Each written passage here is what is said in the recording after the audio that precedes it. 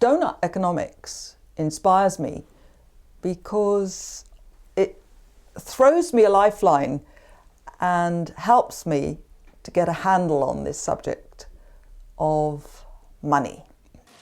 This century calls for a new goal, meeting the needs of all within the means of the planet.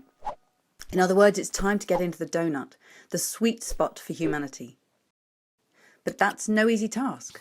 Today, billions of people still fall short of their daily needs, from food, housing and energy to healthcare and education. And yet collectively, we've already overshot our pressure on some of Earth's most critical life support systems, driving climate change and the breakdown of biodiversity. What we do to this Earth in the next 50 years will shape the next 10,000. So let's replace that last century goal of endless growth with the goal of thriving in balance. And if we're to have half a chance of getting there, what economic mindset would be fit for the task?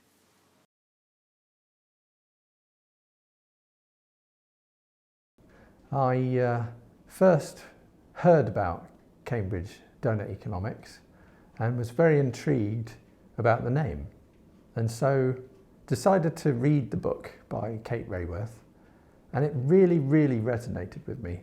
I was amazed by the eye-opening sort of things that were talked about in the book that changed my view of economics. I like the idea that there was this plan, this model that could guide us in how we run society, how we interact with each other and how we treat the planet and the environment. So the world we live in at the moment is intensely complex, the global economy, and although we've made great advances, it's driven by a hugely unsustainable use of resources. So the donut gives us a different lens to try and solve really complex problems. What interested me the most in Doughnut Economics is that it encourages you to look at the big picture when it comes to tackling problems, and Cambridge has its fair share of problems.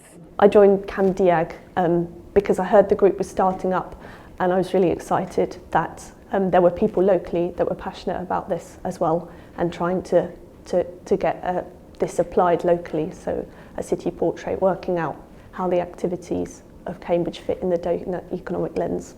I was aged 20 when Small is Beautiful was published by Fritz Schumacher, a study of economics as if people mattered, and that was the thing that started me with an interest in economics. And then ultimately, 2017, a book arrived called Doughnut Economics, and I thought, this is what I've been waiting for all my life.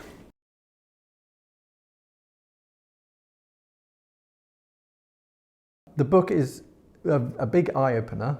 I found the book incredibly, somehow both readable and also very dense, because there's a huge amount of expertise and knowledge, and there's a great wealth of information in it. I think the reason I'm interested in the idea of Doughnut economics is that it's clear that our current economic system is failing us. There's increasing inequality, we had a financial meltdown, we've got climate breakdown, and all of this is related to our economic system, which is no longer fit for purpose. It's no longer fit for the 21st century. And I think and it's predicated on the idea of the pursuit of growth at all costs. Growth per se, it may not necessarily be bad, but as an overall driving force, it's unsustainable. It can't keep on increasing. We're taking, making and using and wasting materials. We're putting stuff into the atmosphere, and at the same time we're just not providing enough for basic social needs for a lot of people.